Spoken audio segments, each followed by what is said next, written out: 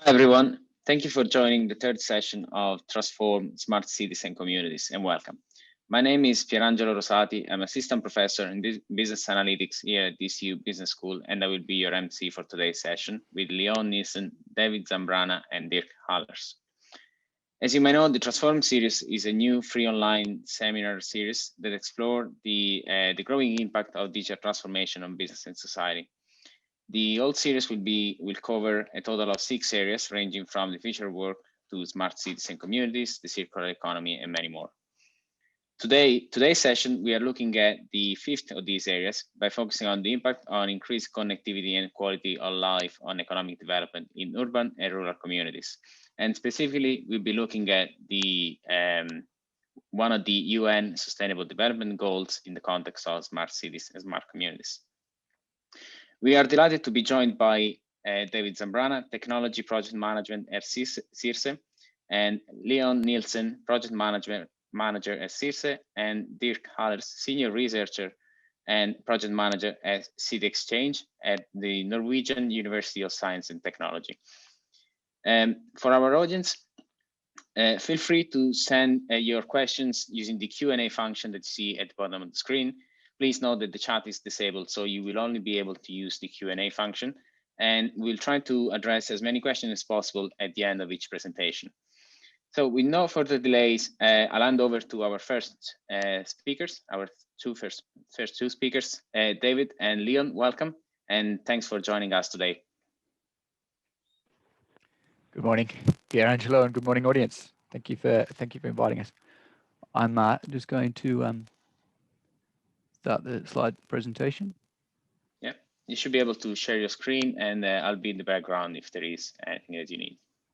Fine. There we go. Okay.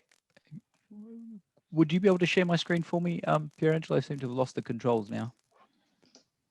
Hang on, here we are. I should be able to do it now.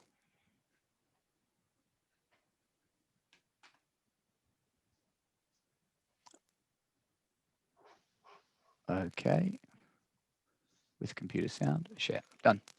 Okay, you can see that quite well, can't you, Pierangelo? Yep. Okay, fine, let's begin. So I'm from CIRSE, and so is David Zambrana. We're a research center for energy, resource, and consumption. So David, he is a technology project manager. He's from the Energy Environment Group, and inside the area of industry and energy, we're the key project contacts for Reno, and we were invited here under sort of the banner of Reno Project. And I'm a project manager. Reno is not a project we coordinate, but we coordinate many other projects. And I'm under the management unit. So CIRSE is devoted mostly to energy. It started as with electricity and has sort of developed into other areas of sustainable development. The idea is that we try and get technology transfer from these sort of public projects and other innovation and research to market actors, basically, so that we can achieve sustainability objectives. Some quick figures about the company. So we get a lot of European research projects. How does it work? Well, European policy regulations are designed to change the motivations of business and change where value can be found, if you like. So they change that makeup. And then there are funding opportunities that come through directed calls with specific goals. And that sort of funding opportunities seek to multiply the changes brought about by policy and regulation, so creating a faster rate of change. The projects are assessed and funded in what is a bit like a tender process. So how do you set up a project? Well, you might look for some new market opportunities or technology opportunities, and then you put together a multidisciplinary team that crosses country boundaries, and usually we're across the whole of Europe. And so you have your consortium, and then you devise a project which is, carries out some technical or market investigations and some real life demonstrations to prove value. And that's basically the context of it. And I mean, in the context of that, companies like ours can grow. So talking directly to the topic matter today, which is sustainability goal 11. Of course, there are 7 sustainable development goals, and 11 is just one of them. In CRC, we concentrate on some others as well, 4, 7, 9, and 12. What is sustainability? Sustainable cities and communities. Well, the goal, in a very shorthand, is to make cities inclusive, safe, resilient, and sustainable. If you think of the context of Europe, we would probably say that most cities in Europe are, in many respects, inclusive and safe. Today, I'm going to focus mostly on the sustainable aspect, but as well maybe a little bit on the resilient aspect as it pertains to electricity, because that's more what CRC does. So the key points for Europe, I think, are probably reducing energy and material consumption, decreasing pollution, and increasing urban resilience. And as I said, this talk is in the context of public projects and technology transfer to private industry. I don't want to forget, however, I guess what the global goals are. And I mean, if you look at third world countries, their goal is going to be slightly different to what we have. If you don't have access to adequate housing, then that would be one of your key goals. In Europe, I think we're trying to maintain our standard of living and extend it perhaps slightly to be even better. But the key is reducing the costs of our standard of living. And some of the cities there you probably recognize, at least one of them. I've got Barcelona, a view from my balcony, and a picture of Melbourne on the bottom there as well. And at the top, I guess some of the places where maybe they're more focused on other aspects, not the aspects that are focused on Europe, although that would be part of it, but initially other aspects. Activity lines within CRC that speak to the sustainability and development goal. All the activity lines speak to the goal in the context of cities, I think. So renewable energy, future electric grids, smart mobility, industry 4.0, energy efficiency, circular economy, and sustainability. So they all sort of can contribute to the goal. I'm going to now speak, I guess, on the 3 points I made above. So these 3 points: reduce energy material consumption, decrease pollution, and increase urban resilience, in the context of what we do at Fundación CRC. So reducing energy material consumption and wastage, well, I see that as being about energy materials efficiency and whole of life cycle product improvement, and noting that energy materials are inextricably linked throughout their full life cycle. So some of the things at CRC: industrial monitoring and industry 4.0, and improvement of energy and material efficiency. So using data to very carefully control systems and looking for gains in efficiency of both energy and material. Full life cycle analysis of products across multiple variables: energy and carbon, other forms of pollution, monetary, social, health, environmental dimension. So not just the monetary dimension, looking at the other dimensions as well. Although, if you focus on some of those other dimensions, then the monetary dimension comes out by itself, especially where policy gives costs to those other dimensions. Energy efficiency across the whole energy supply and demand system.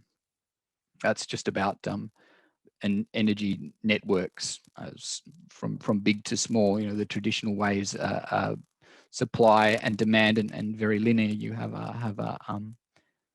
energy production at a big power plant. It goes down the line to the house where it's used. The idea is to try and change that model. Decreasing pollution, so decreasing material waste and pollution from energy use and generation, and looking for potential value in waste streams. So it's related, of course. So renewable energy and storage and increasing its use. If you want to increase the penetration of renewable energy in the network, you have to increase storage capability. And you also need to look at the stability of the network in the context of having more renewables, because renewables aren't something you can turn on and off like a traditional power plant. Whole of network efficiency, smart grids using data and information and communications technology. I think the later speaker will have more detail on that than I do. But it's about using new developments in data technology and control even to make the networks smarter and reduce losses. Electrical vehicle integration into energy systems, fast charging, bidirectional charging, use of electrical vehicle batteries as part of grid infrastructure. To reduce pollution in cities, if people are still going to have personal vehicles, then electrical vehicles are great, but they put another demand on the electrical system. And the idea is to try and use them to actually help the stability of the electricity network by drawing from an owner's battery during points of need, if you like, and compensating the owner of the vehicle for that use. And the last one, waste biomass as an energy stream. That's another thing we do at CERC. Waste biomass. So let's get that clear. I mean, there's been a little bit on the news lately about cutting down forests to produce power. We're talking about waste biomass. So biomass that ordinarily is burnt anyway in the fields as a waste product. How can we create value streams and create energy from that, whether it's district heating or producing biofuels or even electricity. Increasing urban resilience, so creating urban systems and infrastructure that can adapt to changes. So there's two pictures here. You know, if we look at, we think of this traditional house here with their electricity, with their solar panel, they've bypassed the grid entirely. Okay, our old system is supply and demand, but if your transmission line is broken or something happens, then that's it. The whole city is without electricity. That's not going away anytime soon, but the idea is to try and create some local resilience within that. So in Spain, we have apartment buildings, for example. Perhaps the apartment building has some solar panels on the roof, and at some points during the day, for example, a hot day, you might be producing a lot of solar electricity and can use that electricity within that building to run the air conditioners that cool that building. So you've created a little sort of resilient system which can connect to the other systems as well. And the more interconnectivity you get, then the more resilient the system is, of course, with the correct controls and things like that. But you need data to make that happen. And the data infrastructure and data transactions are something that is an interesting research area. And that allows people to not just be consumers, but to be producers of electricity as well, or prosumers is the term used now. And the last one, which David's going to speak more on, driving renovation to increase the number of energy efficient buildings capable of withstanding hotter, colder temperatures with less energy input.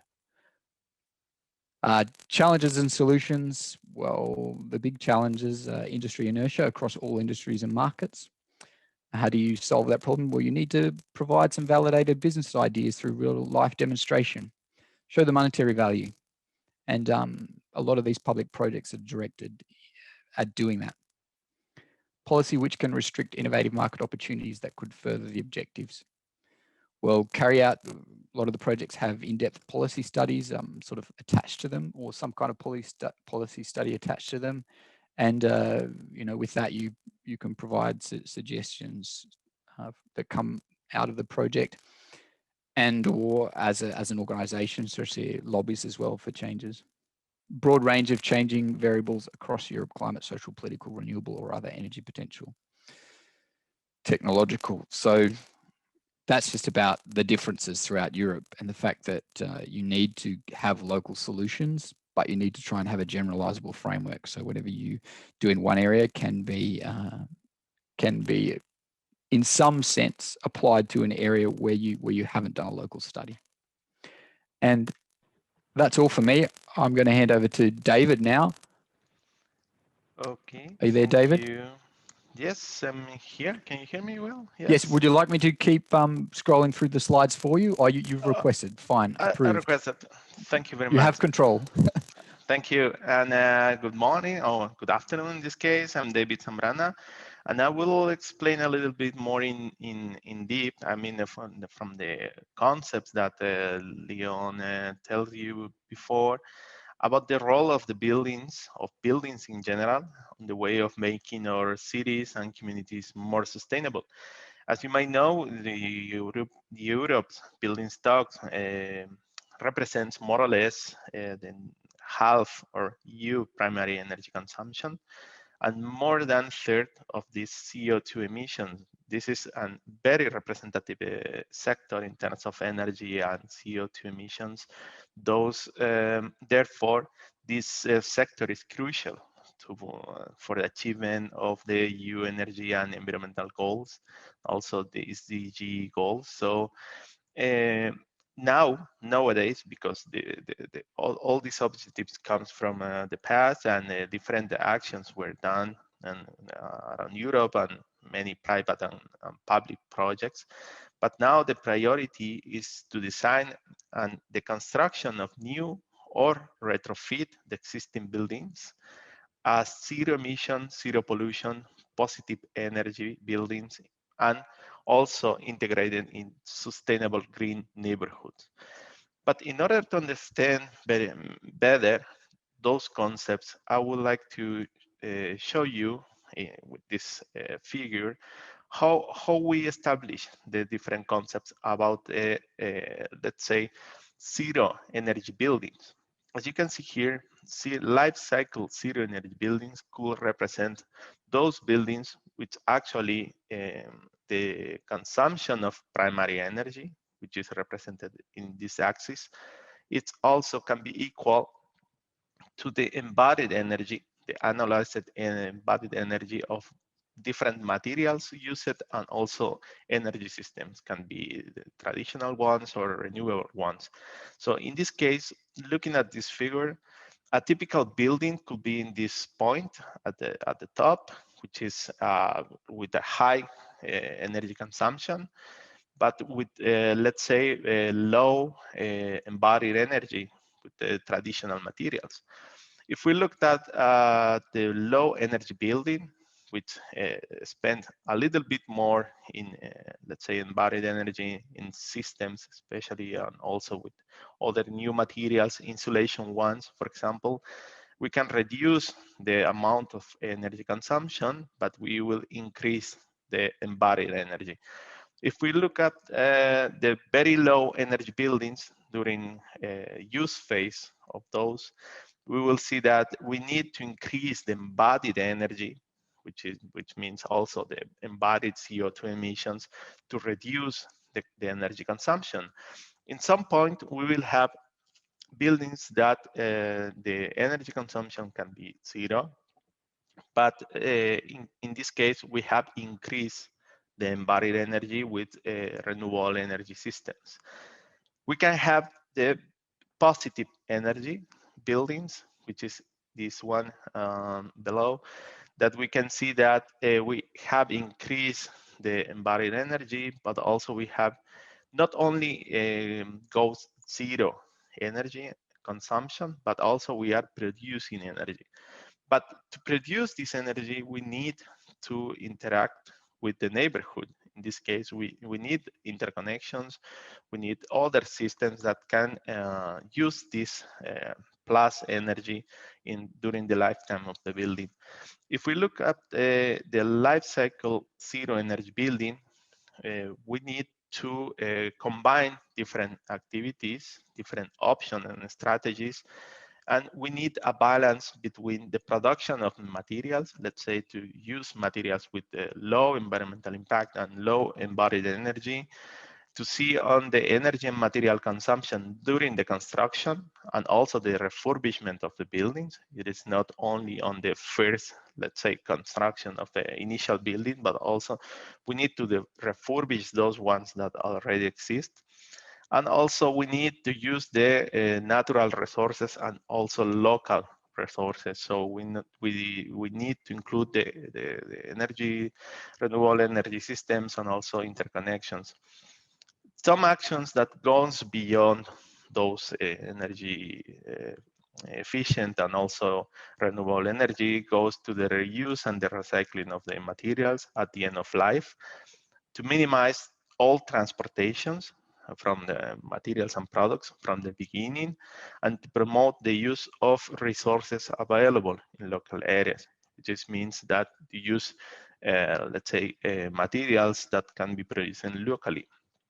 In this case, we need to see the whole picture from a life cycle perspective, not only on the use phase, but also considering the production, construction, and the end of life phases. So in this case, the life cycling thinking approach can be some kind of decision-making tool to select the best available technologies, minimizing the environmental impacts, and also to increasing the value of the property.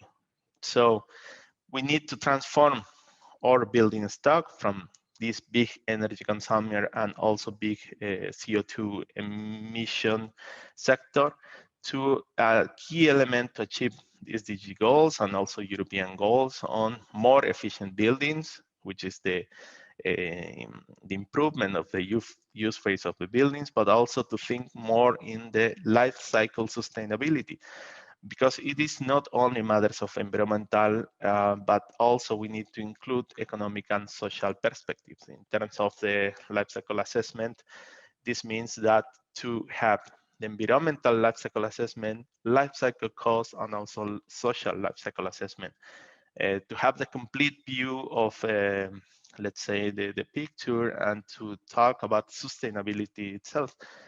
This is the concept that we will use on the basis of a project which is called Reno.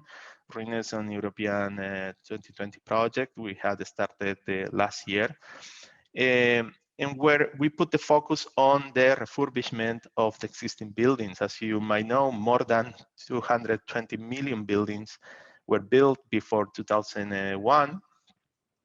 With generally poor energy performance. So it means that they need some refurbishments to improve the energy efficiency, but also the rate of the deep renovation is very low. It's 0.2%, which is very, very low in comparison to the European goals of renovation. So the main objective of the Reno project is to help to drastically accelerate this value, this rate of deep renovation, and only focusing in different technologies to increase the energy efficiency of the buildings, and also to contribute to this rate with a medium-term ambition, which is 3.5% yearly renovation of the building stock, which is actually, it's very, very ambitious. How we do that? Basically, I can resume this in this figure.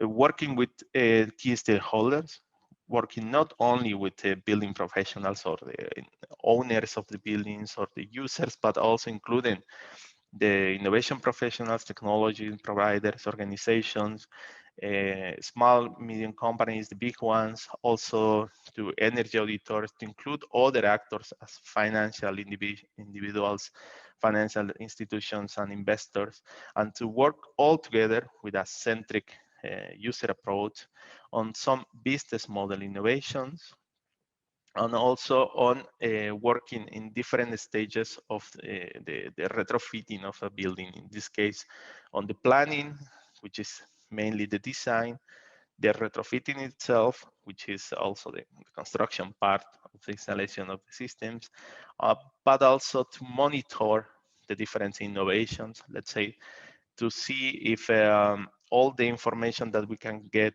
from monitoring system is already installed and that will be installed in demonstrators can support to decision making during the whole life cycle of the building. In this case, in this project, we promote different product innovations, basically envelopment solution, renewable energy system, hybrid and storage solutions, not only thermal, but also electrical ones. Some process innovation, most devoted to, let's say, the installations time and also the installation amount of money and also the spend on the materials, on let's say workers, and so on. To establish a set of ICT tools, in this case, not only for the assessment, but also for monitoring, and also to establish some data information, let's say cloud, that we can connect with the building itself, also to have the different, let's say, inputs from the stakeholders, and to monitor this data along the life cycle of a building. In this case, the idea is to have a optimizer renovation roadmap using those tools, a combination of these tools, and to try to pass from, let's say, an old building that needs to be renovated in a very efficient way. In this case, this is Reno. It's a building level approach. I will show you to passing from buildings to urban level, which is the positive project, which is also an European project, which is CIRSE participating in this project, based on the concept of passing from positive energy buildings to a positive city transformation framework, seen as the combination of the buildings. So we'll show you a little bit, a very short video about it. I don't know if Leon, can you click on play, please, for me, because I cannot do it now. Leon, are you there, or I cannot?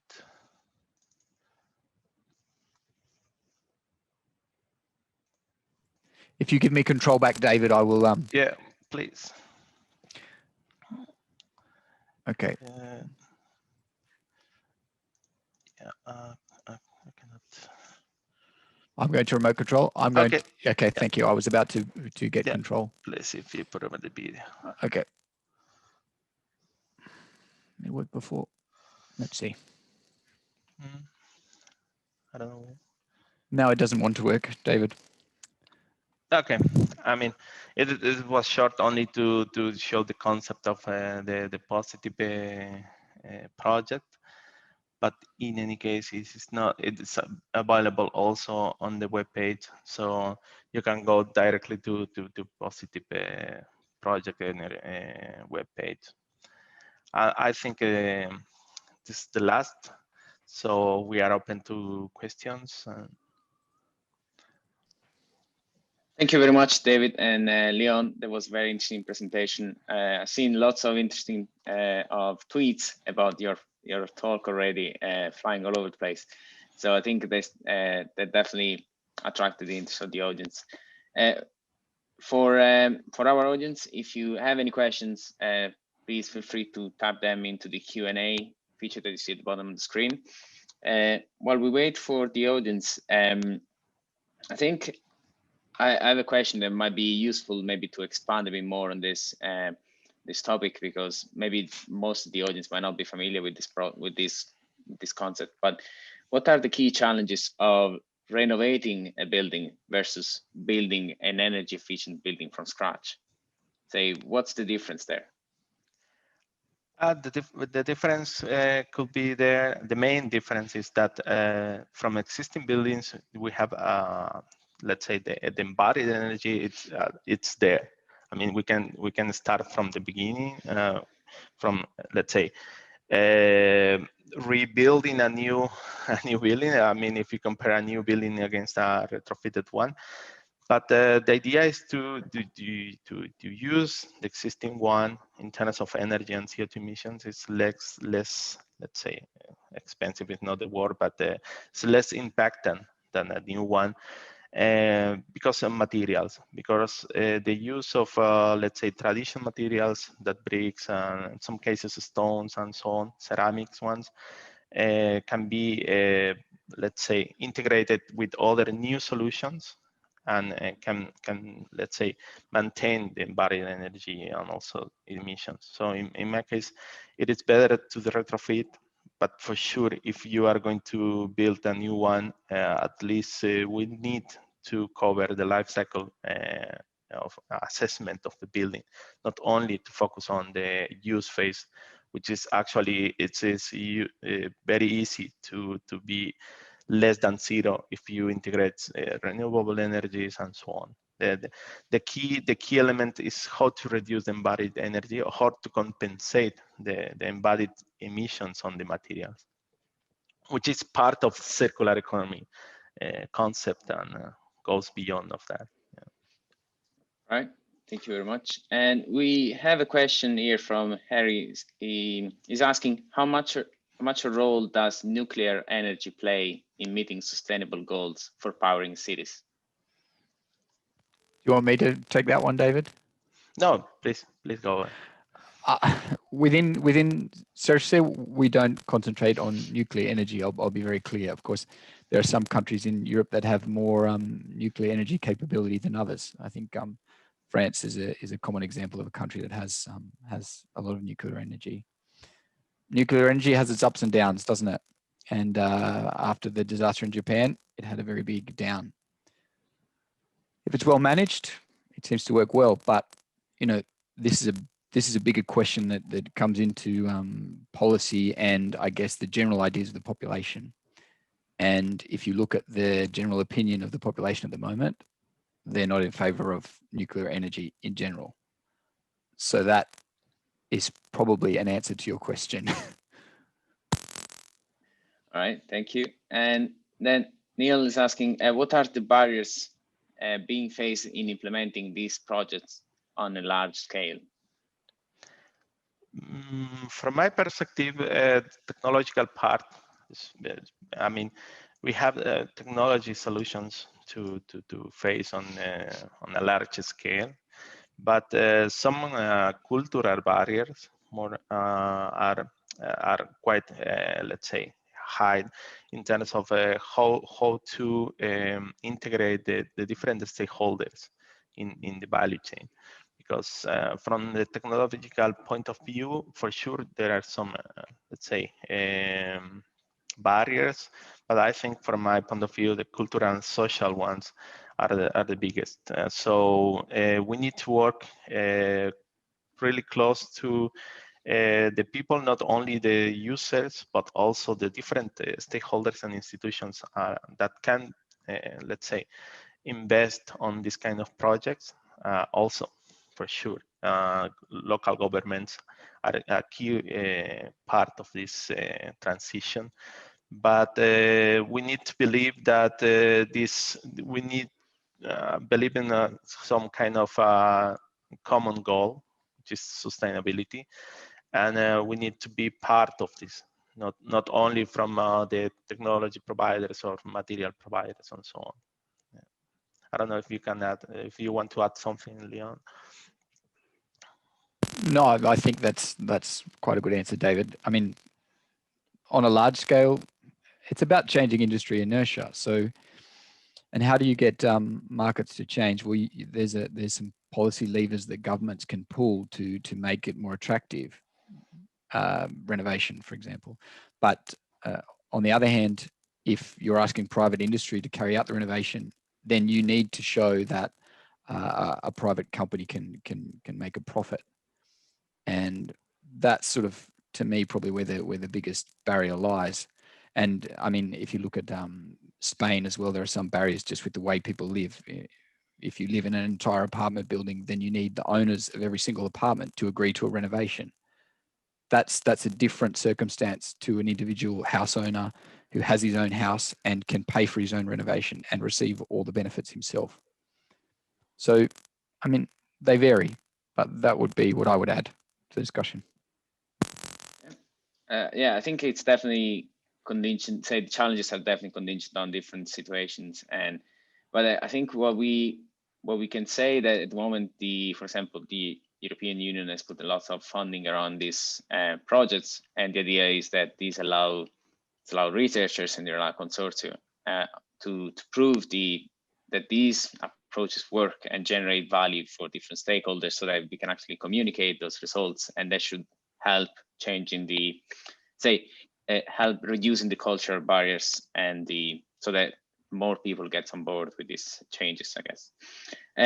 We have more questions, but I'm conscious of time, so we'll probably keep them for the end of the session.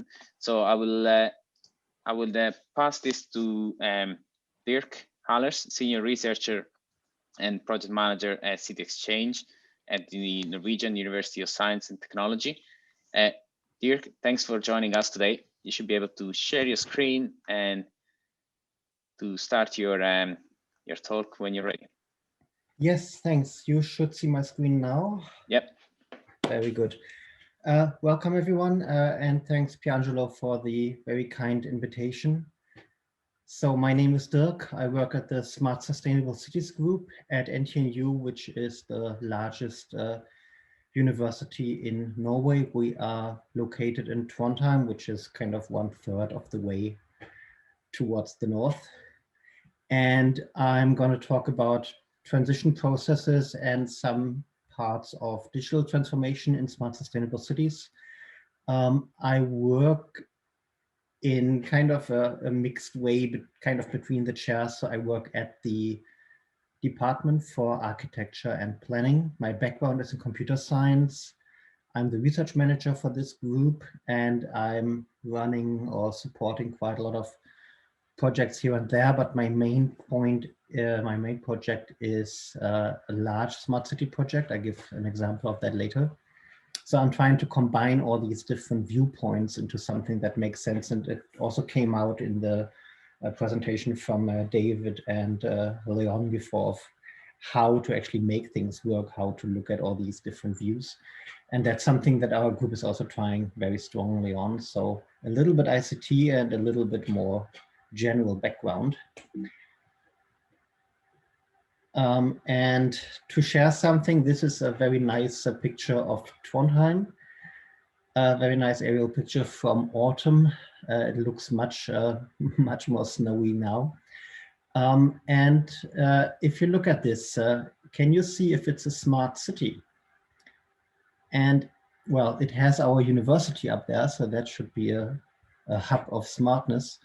But a lot of the things that we think make up a smart city don't really show up here. So at least it looks nice and it's like in good repair, but quite a lot of the smart city approaches are on infrastructure. They are in how the city is organized, how the citizens can participate, and quite a lot you might not see in this very high level view. It's kind of on the infrastructure level or at the relationship level, so not quite visible in this way.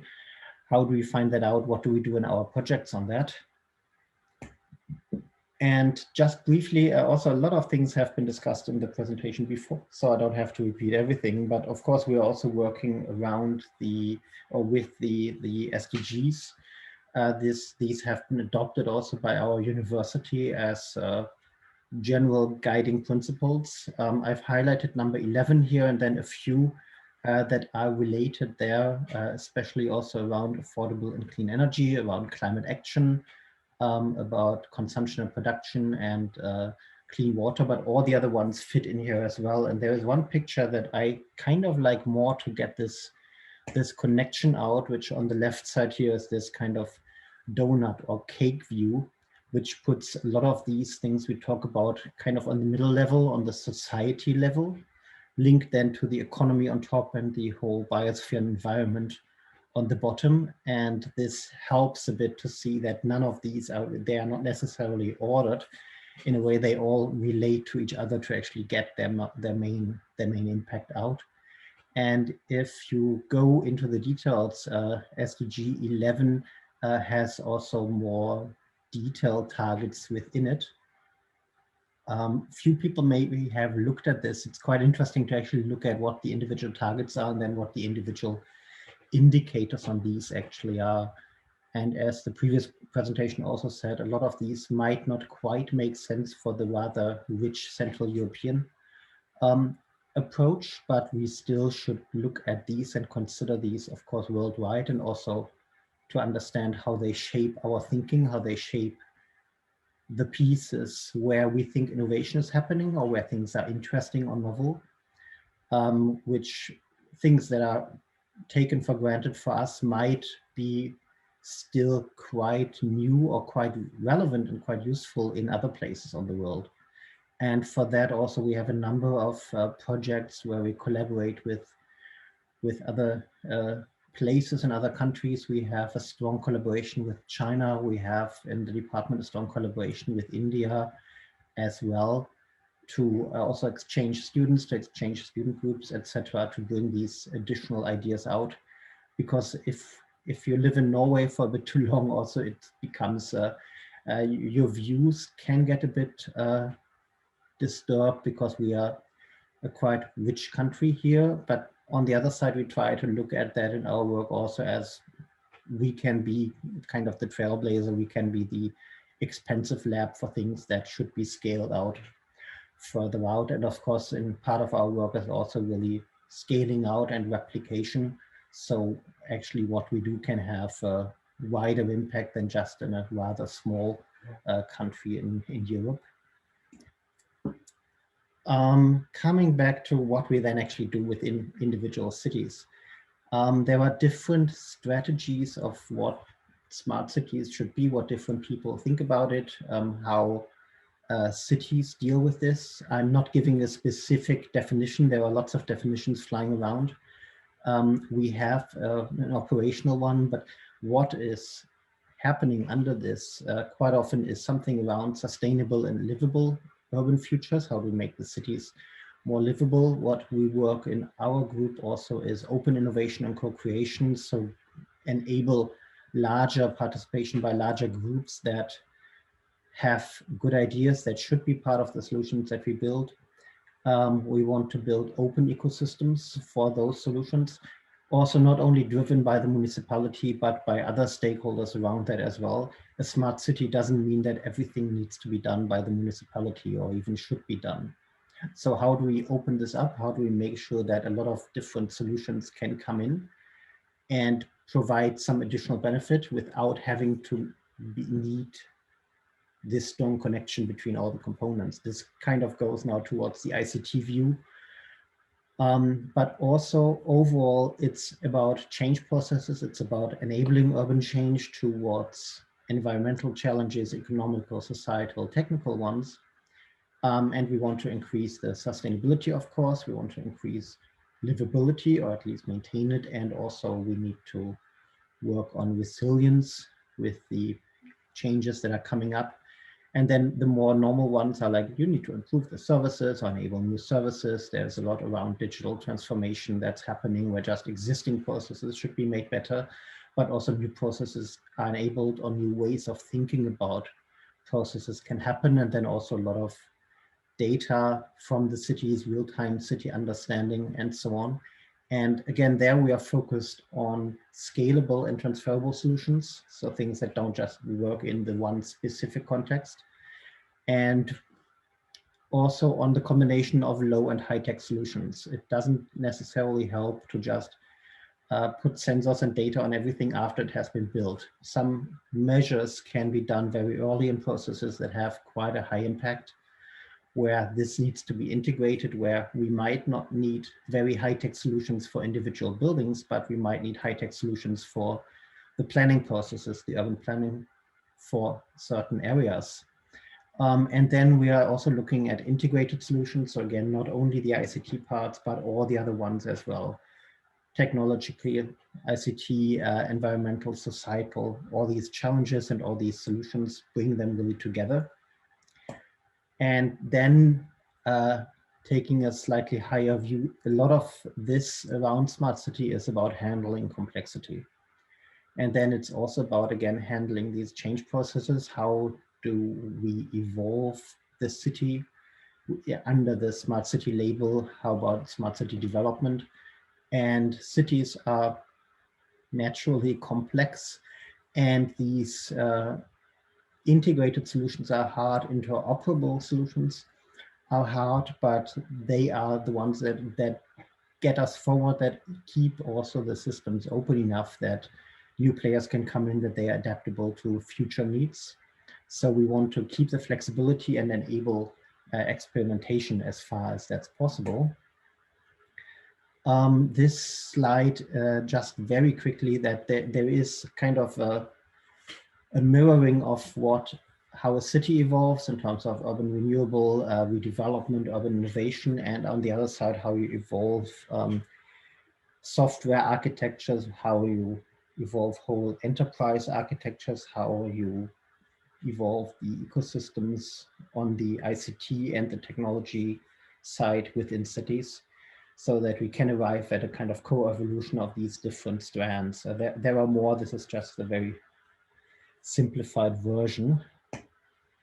And as also was mentioned already before, there are a lot of stakeholders and context boundaries that are in here. We have the municipality, we have the citizens, we have lots of companies, we have NGOs, we have the European Union, we have national actors, we have the regulators, etc. So whatever we do here, these technical solutions, also the societal solutions, don't operate in a vacuum.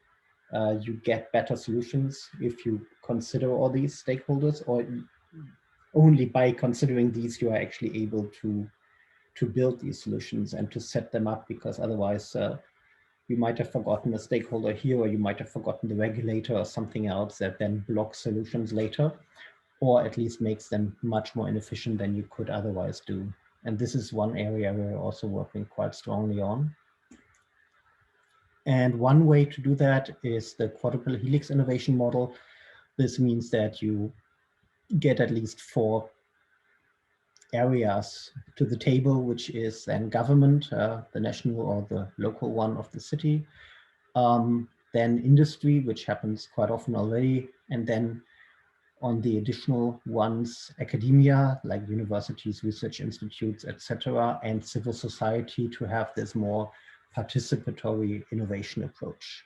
This is also not quite easy to do, but again, it makes the solutions much better, and in some cases, it only enables an actual useful solution that is not just being built once, but that actually then gets picked up and taken forward.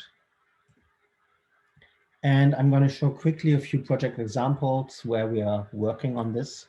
The first one is Positive City Exchange. This is similar to the Positive project that David showed before.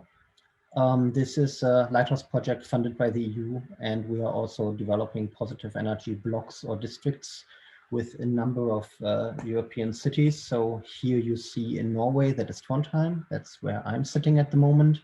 Then Limerick in Ireland, which is close to where I guess most of you are.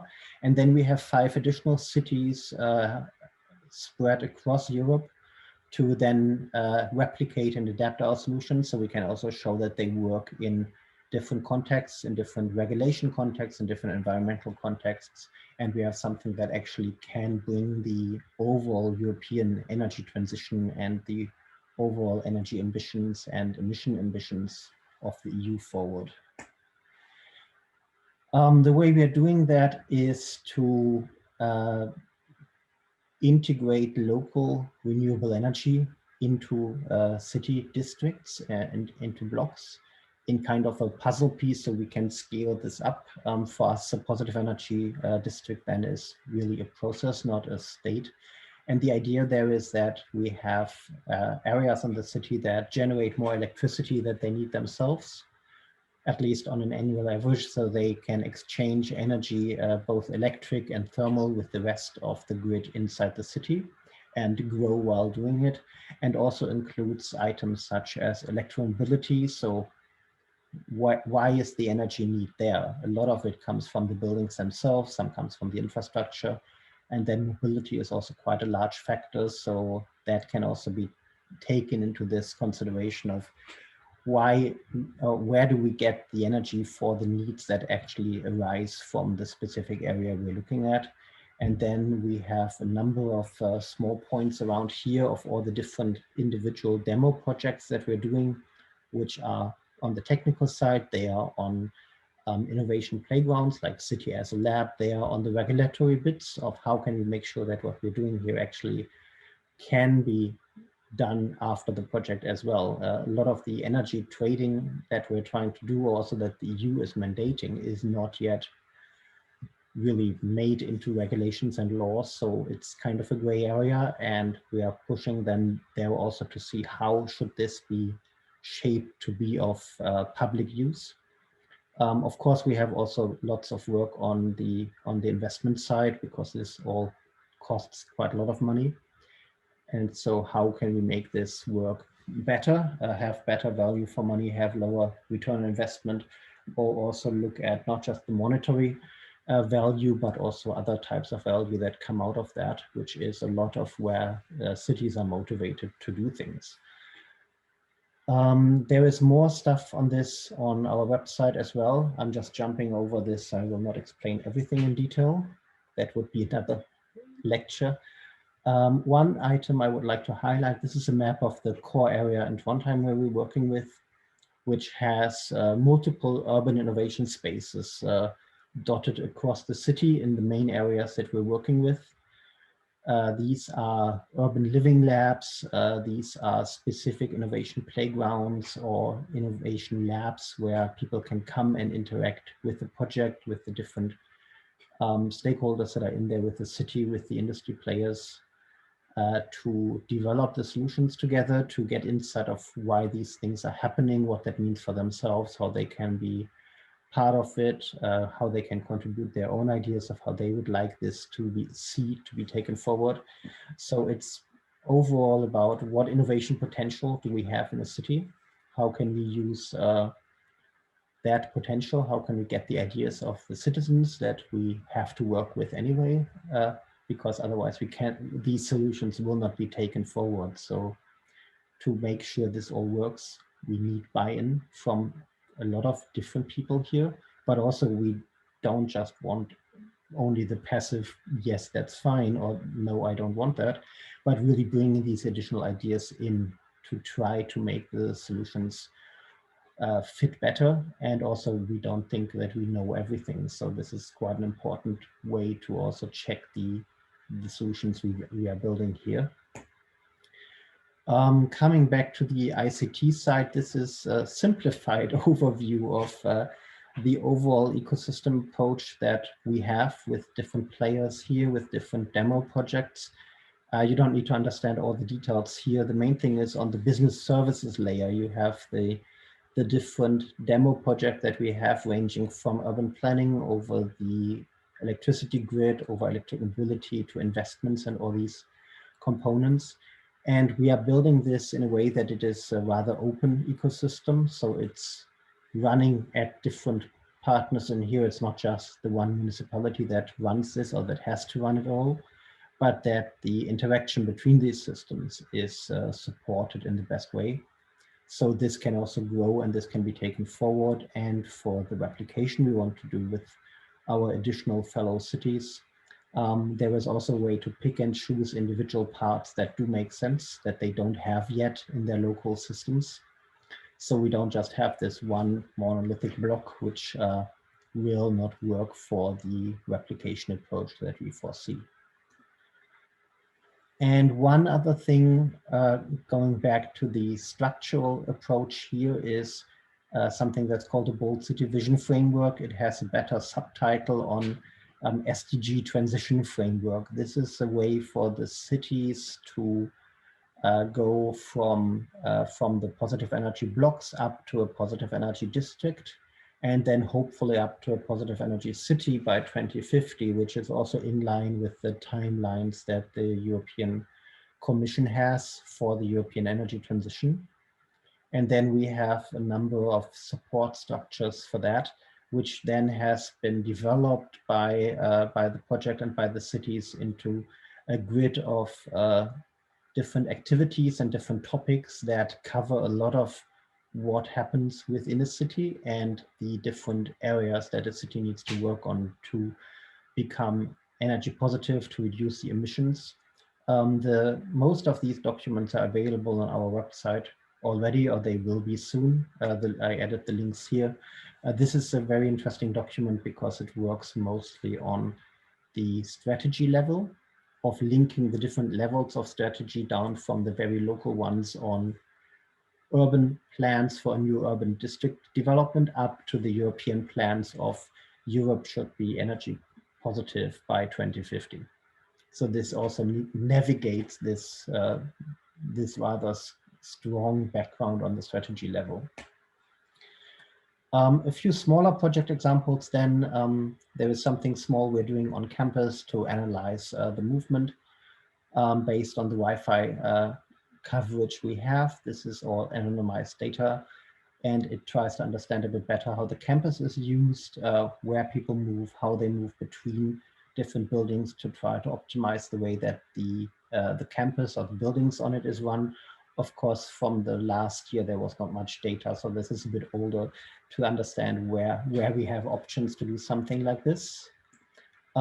We had a previous other project that was very much focused on local emissions, where we try to build up low-cost emission sensing within the city by rather low-cost sensors that we basically installed at different places in Trondheim and in Vejle, a Danish small municipality. So the left one, it's my favorite. We put that up to right on the official measurement station, which has extremely expensive and validated equipment in there. We added it to traffic lights or to street lights to get some data out of this and to understand how much we can actually use this to understand emissions better, and then to feed it back into the cities to understand better for them what impact some of their actions have. It was a bit of a mixed result. We got some results out of the particle matter. Some of the other sensors we had there were rather vague and didn't have any direct significant results that could be applied.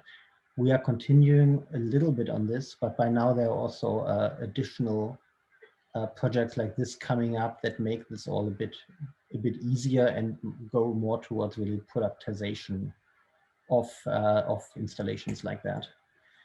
Last project example is the Trondheim 3.0 University City Corporation.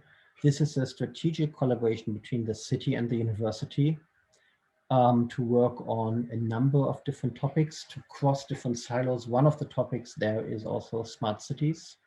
Another one is, for example, health or education, because both the university and the city are really large organizations with lots of individual silos that have a lot to bring to each other, but they might not quite know that. So this tries to open up the silos on both sides and share solutions and problems and initiatives. So then what next? We have a known problem. This is the CO2 density in the atmosphere. And if you've read the latest news, also the last year, 2020, with COVID and the lockdowns haven't really changed that trajectory significantly. So this is still there. We need to get our emissions down. We need to get the climate change in some way under control to try to reach the 1.5 degrees Paris goals, while at the moment we are rushing towards the 2 degree of warming.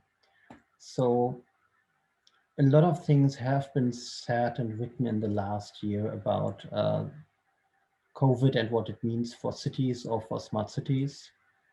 And in the end, post-crisis for COVID-19 will be then during the ongoing crisis of climate change. So what can we learn from what has happened now? What has worked, what has not worked?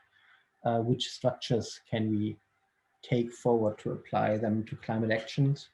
Again, the lockdowns have barely brought the emissions down. So even if the COVID response seems like a massive change in terms of the overall emissions and the climate change, it doesn't make a big dent. So we need a game changer on a massive scale to actually be able to address that issue. So then the next step would be also, how do we link climate action and any COVID recovery that is coming up? How do we link that to the European Green Deal, which wants to achieve climate neutrality for the whole of Europe by 2050? And this also opens up some ideas on the new role of livable urban spaces, where with the year of intermittent lockdowns in different ways, we've seen that we perceive the city and its spaces very different. We perceive mobility very different. There has been quite a lot of push for digitalization, and without any previous digitalization, we wouldn't even have the online meeting here now. So this has changed a lot of things, but it hasn't changed it yet enough. So we have to build a better world with much better structures to be able to deal with the overall climate change challenge that is still there and not going away. And the way to do the action there needs to be a really broad societal action that comes from all levels of society. And one thing to highlight here is that it needs to be both the systemic action and the individual one. Quite often solutions are proposed that put all the blame or the responsibility on the individuals who all have limited ability to do things. So there needs to be a very broad systemic action to do these things, and the individual action then of course as well, but it cannot be just put on either side of the circle here. So these are dependent on each other, but that needs to be really strongly understood, especially by systemic actors that try to push all the blame down to the individuals.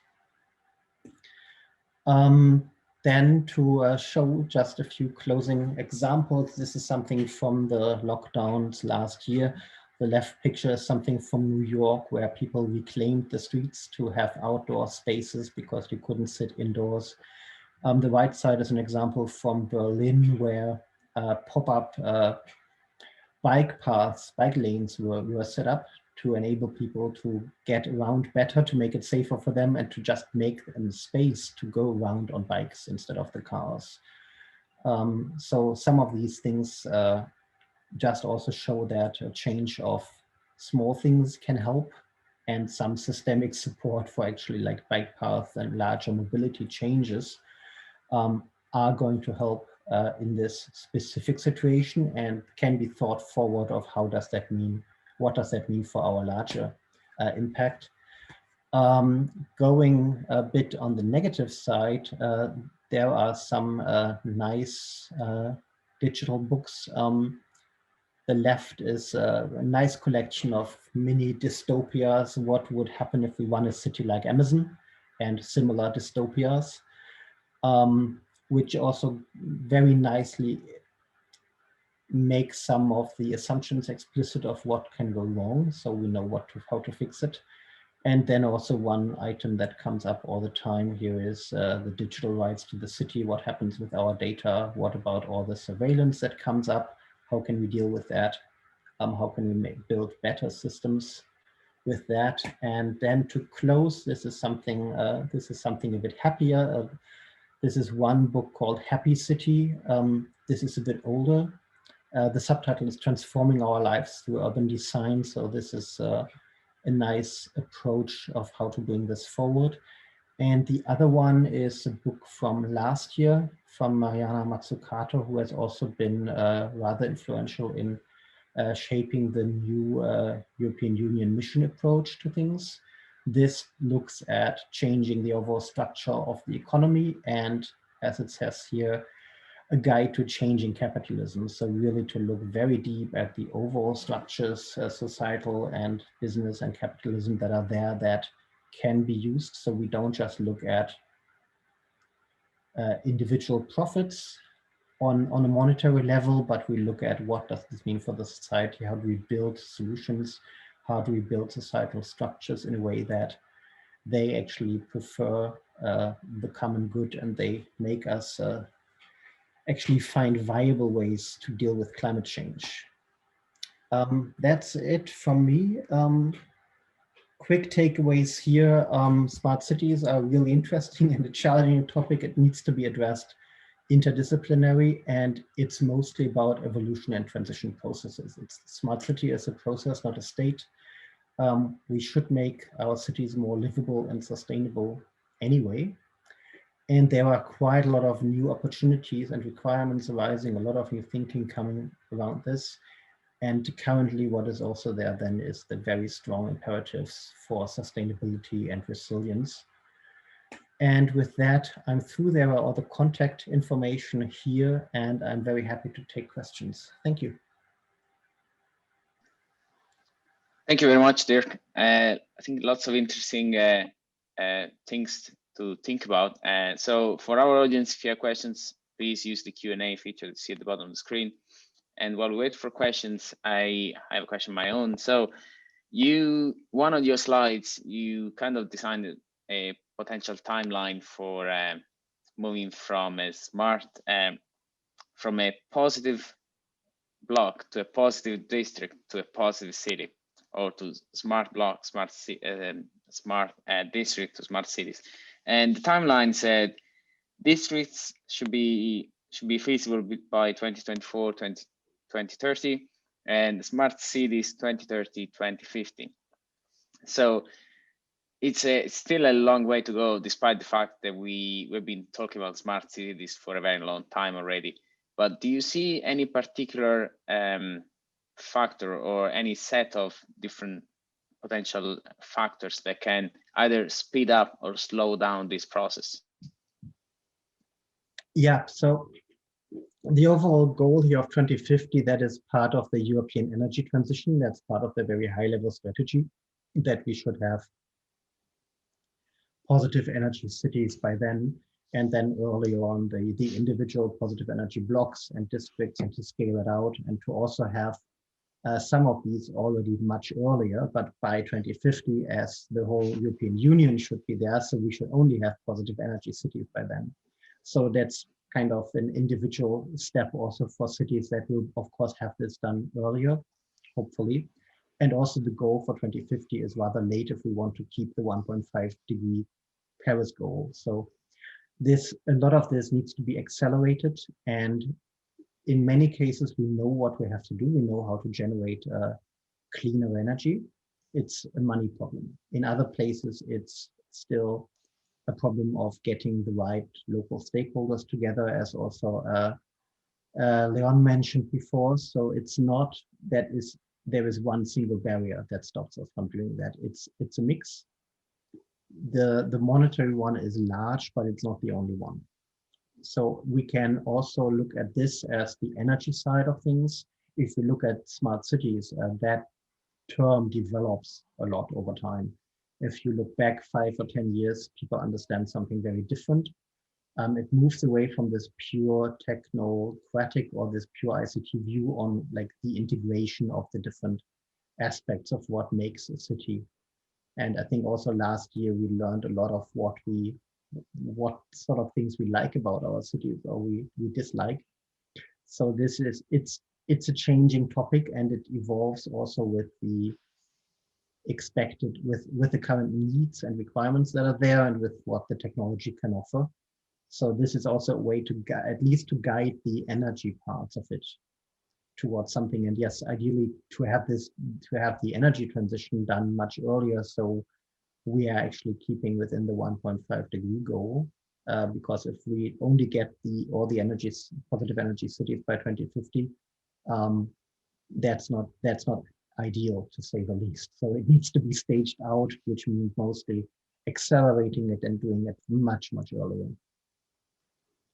All right. And in the context of smart cities and sustainability, is there any particular city in the world that can be looked at as the reference point at the moment? I don't think so. There are lots of cities that have something you can learn across in many places, but there is not the one solution that really fits everything. We see that in many cases, people or cities want very targeted and very tailored solutions, which might be a bit beside the point. There should be standardization of these solutions. So what we try here is to build standardized solutions, but we are here now one of 18 European lighthouse projects that overall work with something like 80 cities. So there should be commonalities between them and these solutions.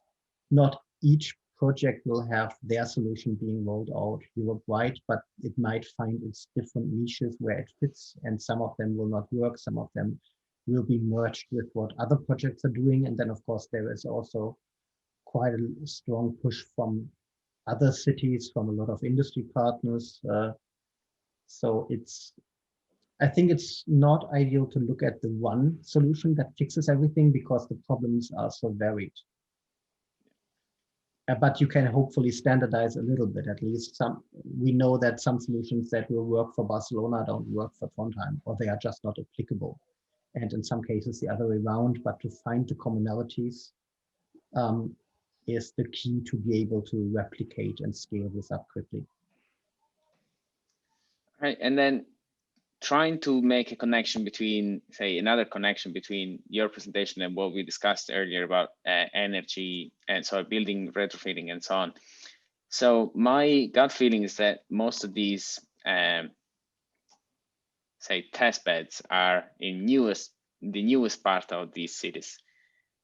So the first question is this the case? And are there particular challenges trying to include the historical parts of the cities into these kind of projects and these kind of tests?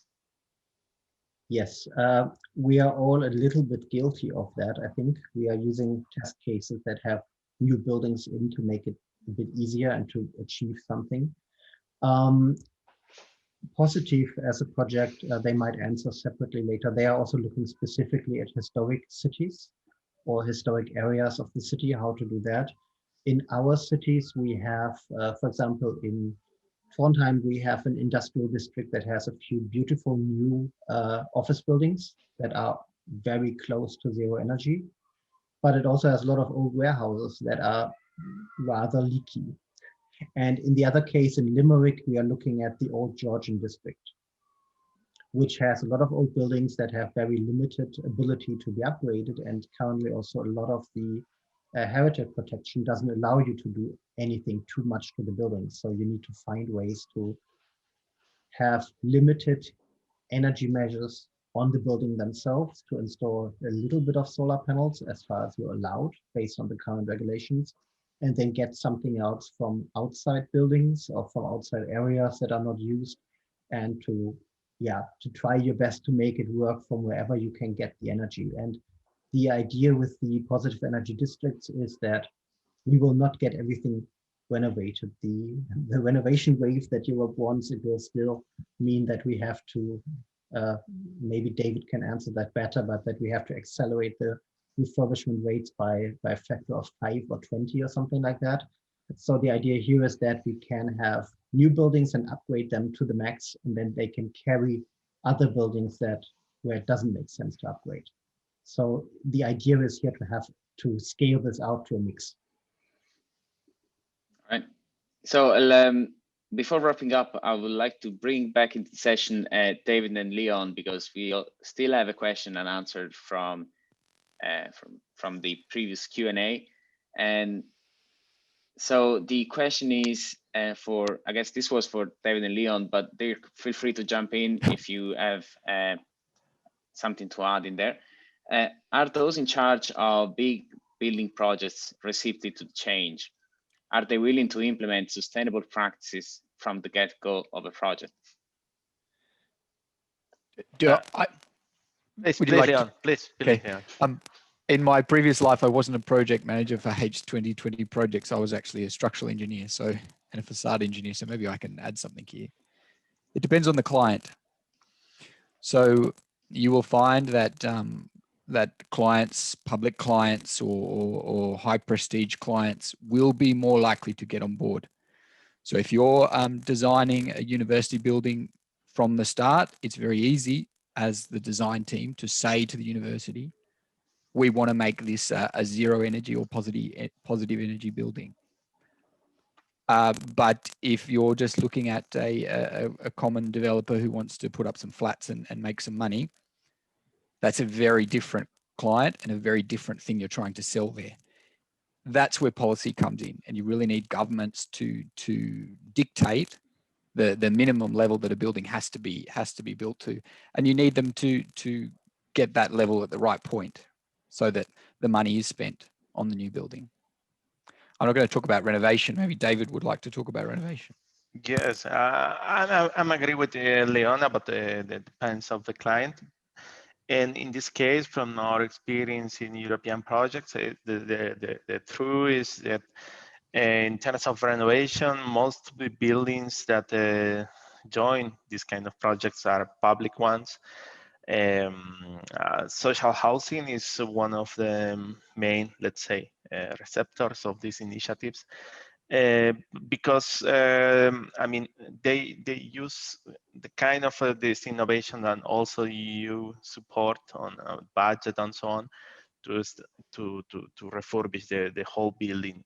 I mean, the thing is, when there is one only owner, it is much easier than when you have to spread the different, let's say, benefits in many owners of the building. Let's talk about a big residential building. But at least in terms of certifications, let's say, to put on a label on the building, let's say BREEAM, LEED, and so on, private companies or project, let's say, investors are looking at this kind of certifications and more in deep on the kind of solutions that they can obtain from the benefits, let's say, in terms of to increase the price of the house or the value of the residence. I think it's more or less more private companies are joining this kind of projects, but well, our experience is that the public ones are most, let's say, available to join this kind of consortiums. There's that customer side thing as well, as you said, David. If you have good social acceptance of high energy efficiency as it's something that you want to have in the building that you buy, in the apartment that you buy, then there's more incentive for the developers to pursue that goal. So as we say, it's not just one person that drives the innovation, it's everyone. Yeah, I agree with that. It's much easier if you have public owners or at least one single owner. We kind of made our life a bit harder in that way in this project. But again, the public ones also see the non-monetary value, so they can take these societal goals into account in a better way that some smaller private developers might be able to do. So then also the change of regulation is something that policy should do, that we cannot do out of these projects. We can show how things could be built and could be integrated. But at one point it becomes again the societal issue, and it needs the systemic approach of new regulations of what buildings are supposed to do and which standards you need to build them to.